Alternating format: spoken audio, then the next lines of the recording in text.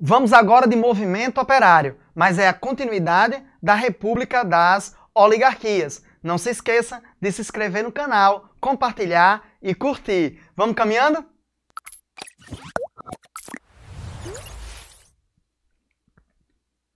Ora, veja só, durante todo o processo da Primeira República, o Brasil ele não permanece exclusivamente agrícola.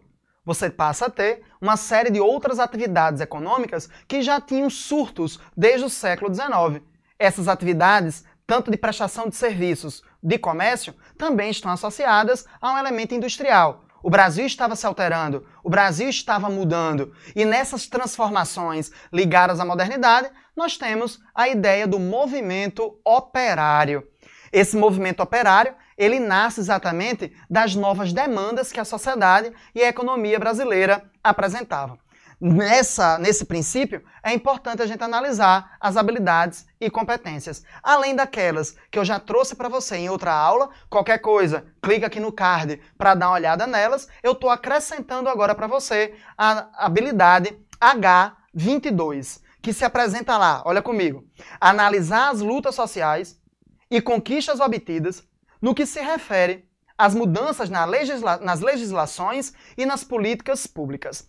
Ora, o que ele quer é que você consiga perceber aqui de que maneira a própria estrutura jurídica do país ela é fluxo, ela é mudança, ela é alteração, ela é adaptação às novas medidas, às novas necessidades, às demandas que a sociedade brasileira ela possui. De que maneira essas lutas sociais, conscientes ou não, implicaram na modificação da ação do Estado junto à sociedade e também da própria sociedade em relação ao Estado. Nunca pense de maneira unilateral. O Estado influencia a sociedade influencia o Estado, e aí você tem todo um círculo, literalmente, de elemento de influência.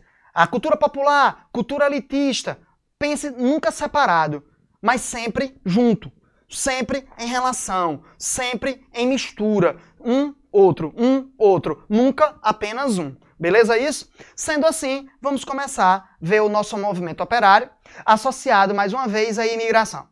Lembre-se, meu querido monstrinho, que vai fazer o Enem, que quando eu estou falando dos imigrantes, eu não estou mais falando do imigrante do século XIX que veio trabalhar na lavoura do café.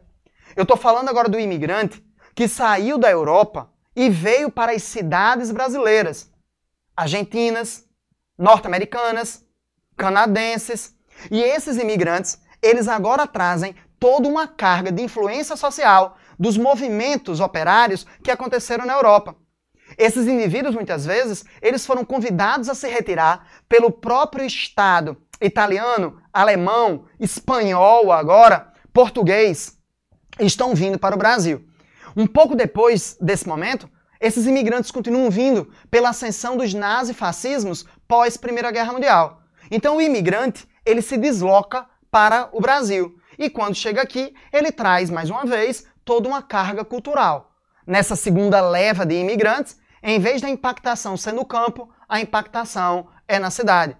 Espaços da cidade de São Paulo, por exemplo, como Bexiga, Bás e Barra Funda, inclusive é o nome de uma obra, né, de Cassiano Ricardo, lá da literatura, eles mostram espaços com características próprias, linguísticas, alimentares, arquitetônicas. São espaços dentro de espaços com lógicas próprias. Esses operários, esses trabalhadores, esses imigrantes, eles vão conseguir criar organizações próprias, sentidos próprios, identidades próprias, que mesmo com essa independência e autonomia, estão influenciando a estrutura política, cultural e social brasileira, principalmente desses centros urbanos industrializados. O Brasil, nesse momento, passa pelo seu segundo surto de industrialização, a substituição das importações ligadas à Primeira Guerra Mundial. O esforço de guerra faz com que países como Argentina, Brasil e México iniciem seu processo de industrialização com a substituição das importações. Nesse momento, essa indústria brasileira está voltada à indústria de calçados, à indústria de couros, tecidos de certa maneira, mas também à indústria alimentar, tanto de enlatados como, acreditem, a indústria de massas ligada principalmente ao macarrão por influência desses imigrantes italianos. Só uma curiosidade, o Brasil é o segundo maior consumidor de macarrão do mundo. Isso é uma das influências, né, exatamente, do movimento imigrante italiano, mas de outros movimentos também, não é só o italiano que está no Brasil nesse momento, não, tá? Esses imigrantes, eles vão criar um movimento chamado de anarco-sindicalismo. Tem até uma coisa interessante, a esposa de Jorge Amado, uma intelectual importantíssima chamada Zélia Gattai, que muitas vezes não é nem reconhecida, mas Zélia Gattai escreve um livro chamado Anarquistas, Graças a Deus, que fala sobre a origem, né, da sua família italiana e sobre o início do movimento operário.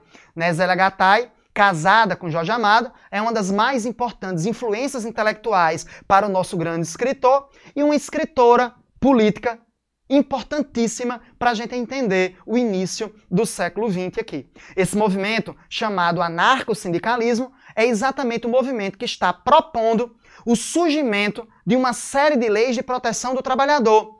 Diminuição da carga horária, aumento salarial, interessantíssimo, melhoria nas condições de trabalho, equiparação, olha como é massa, equiparação do salário das mulheres em relação aos homens, já naquele período, e a proibição do trabalho infantil. Veja que as demandas do trabalhador no início do século XX não são tão diferentes daquela que nós encontramos no decorrer do mesmo século XX e do iniciozinho do século XXI.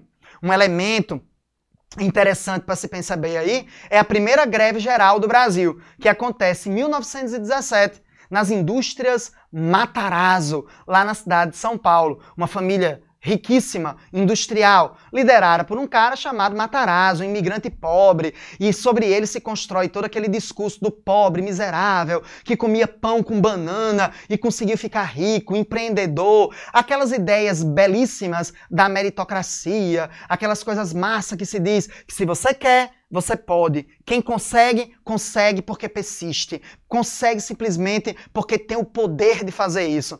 Será que isso é necessariamente assim?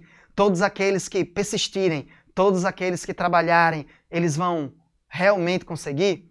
Será que não existem estruturas sociais, políticas, econômicas até, que impedem isso de acontecer? Mas, de qualquer maneira, né, se constrói toda essa ideia da meritocracia nesse momento, mostrando como o Brasil é precioso, grandioso. Aquele mito da América, ele era estendido ao continente americano inteiro e não apenas aos Estados Unidos daquele momento, não. Esse movimento operário, ele se configura exatamente nessa ideia de proteção desse trabalhador na luta contra esse Estado, uma vez que essa ação dele ainda não tinha sido organizada e estruturada. Então, você não tinha uma relação entre o empresário e o trabalhador que fosse equilibrada, né, que fosse isonômica. Esse tipo de pensamento ainda não existia. Então, você tinha uma série de problemas, de explorações sobre esse trabalhador. Agora, aqui, esse assunto, ele acaba fazendo a gente pensar uma coisa interessante. A origem das esquerdas no Brasil. Vai agora enriquecendo com você, o enriquecendo mais com você. As origens da esquerda no Brasil estão associadas ao início do século XX. Contudo, aquilo que nós chamamos de Partido Comunista nunca existiu no Brasil durante mais do que um ano. Todo esse discurso de dizer como a esquerda é perigosa, como a esquerda espreita a qualquer lugar, como a esquerda é dominadora e tem planos de destruir, de engolir, acabar com a família brasileira, de destruir a igreja, acabar com o patrimônio dos ricos. Cuidado! Eu tenho apenas que lhe alertar que isso é muito mais um discurso político para criar a ideia de medo, a ideia de terror em uma ação política que nem nunca foi poderosa dessa maneira. No decorrer do século XX, o Partido Comunista ele existiu apenas 3 vezes, e as 3 vezes que ele existiu, ele não durou mais do que um ano e foi logo jogado na ilegalidade.